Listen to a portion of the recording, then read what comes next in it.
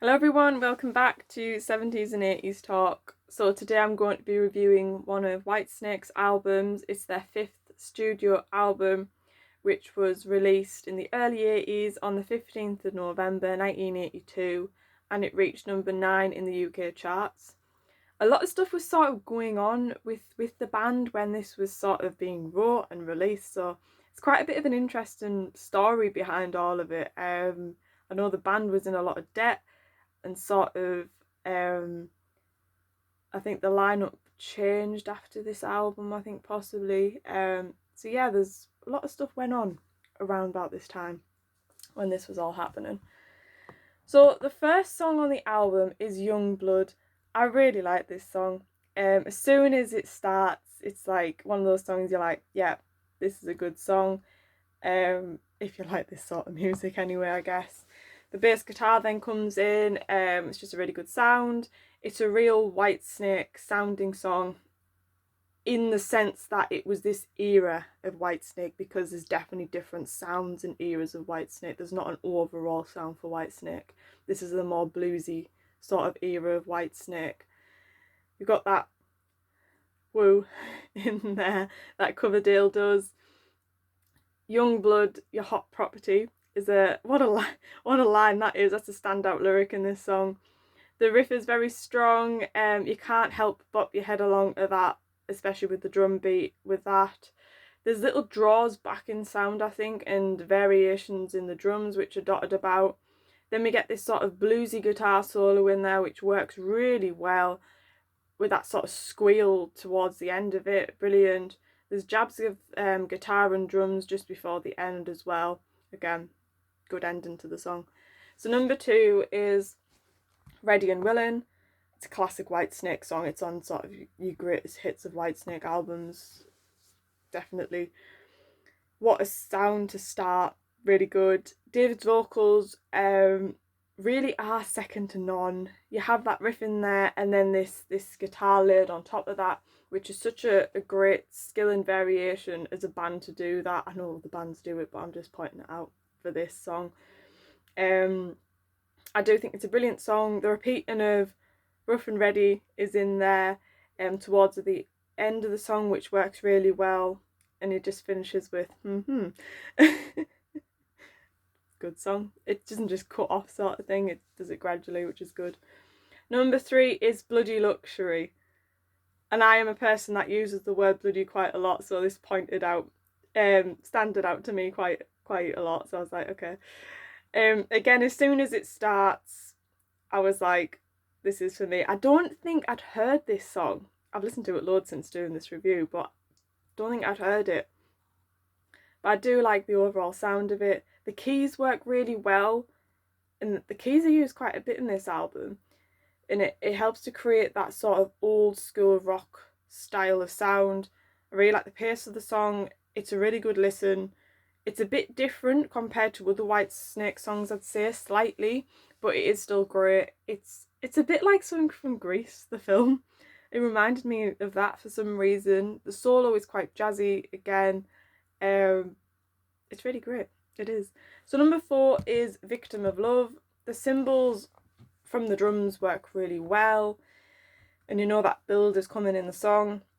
You can hear it sort of resonating in the background, getting louder and louder till it gets to that point. And I think for this side of the album, because it was like side 1 and side 2 back in the day, I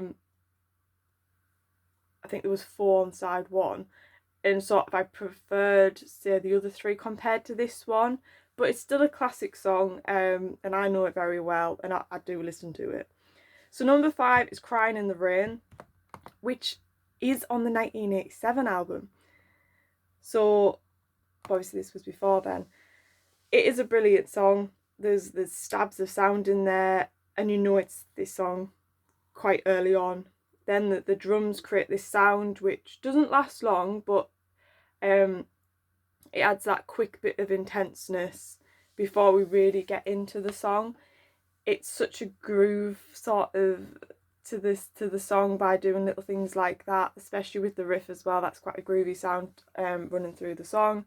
Again, it's quite bluesy. The way Coverdale changes his vocals in places to go deeper in parts, for example, just works really well. He even goes a bit croakier as well in his voice, and again, that works.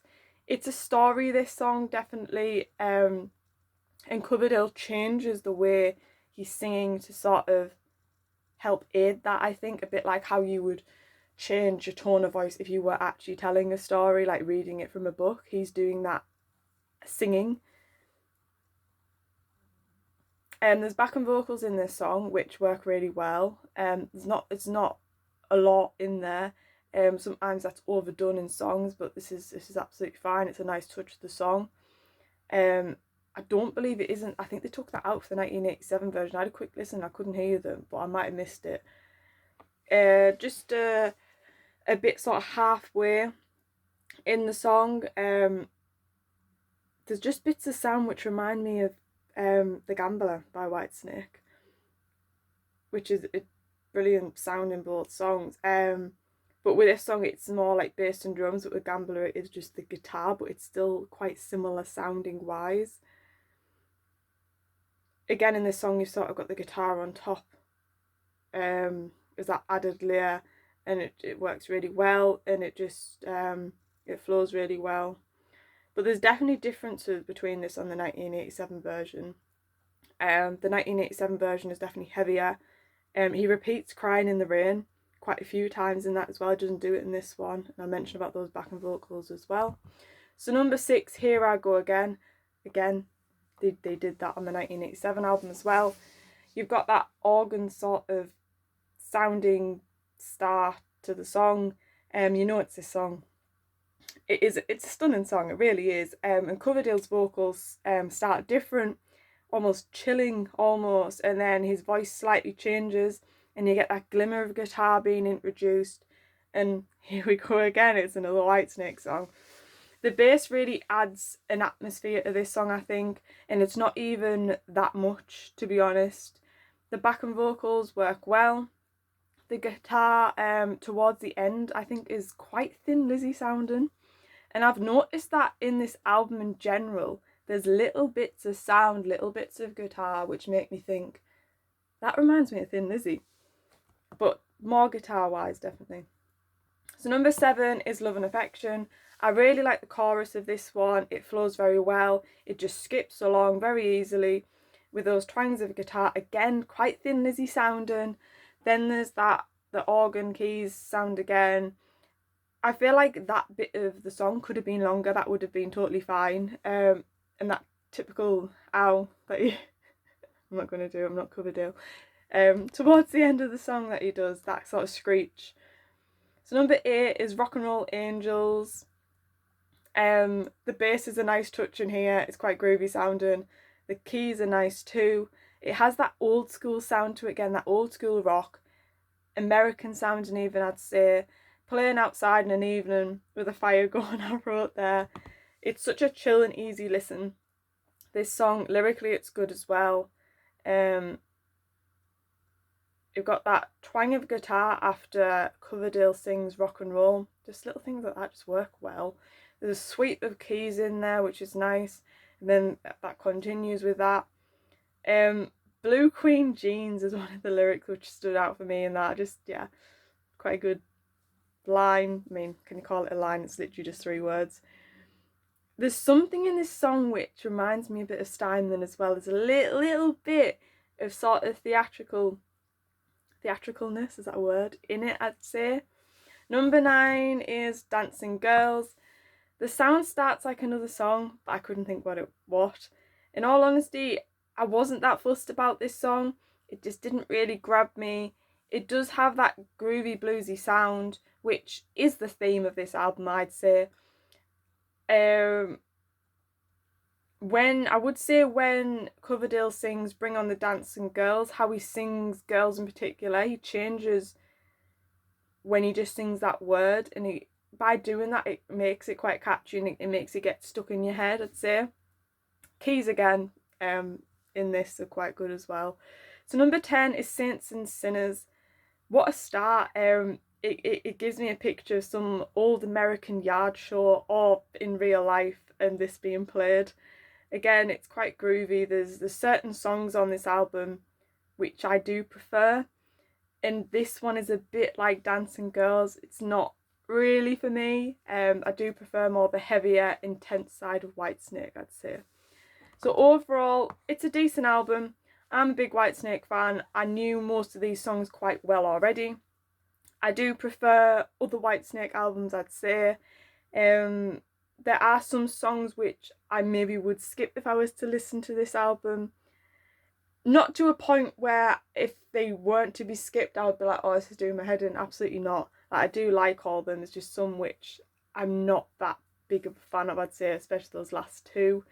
For me, Young Blood and Bloody Luxury are the real standouts.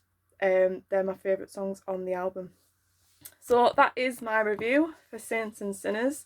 I've done a few other Whitesnake reviews now, so if you want to hear my thoughts on some other Whitesnake albums, have a look on the channel, and yeah, there's some on there.